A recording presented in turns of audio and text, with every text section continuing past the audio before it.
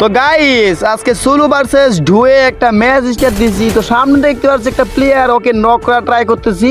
তো দেখি ওই কি গোল্ডেন হিপ হপ নাকি মেবি গোল্ডেন হিপ হপ করছে। তো গাইস এটা আসলে মনে হয় গোল্ডেন হিপ হপ। তো দেখি ওর সাথে ফ্রি স্টার খেলা পারে কিনা। তো গাইস আমি হিপ হপটার সাথে ফ্রি স্টার খেলা ট্রাই করতেছি। ও অবশ্যই সোনিয়া অন হয়ে গেল। এটা কে হতে পারে আমি সঠিক চিনতে পারতেছি না। তো গাইস তোমরা যদি এই প্লেয়ারটাকে চিনে থাকো আমার কমেন্টে তোমরা মেনশন দিয়ে ভুলবা না। আমার মনে হয় ওর টিমমেট আশেপাশে আছে, তার জন্য ওনার টিমমেটকে আমি রাখতেছি। কই এই প্লেয়ারটা টিমমেটকে যে আমি আশেপাশে দেখতে পাচ্ছি না, তাহলে কি আশেপাশে নাই? প্লেয়ারটা মনে হয় ওর টিমমেটকে ওই ডাকতেছে, তো এখন আমি দেখতে পাচ্ছি না। ও ভাই অবশেষে ওর টিমমেট এসে ওকে রিভাইভ দিয়ে দিতেছে।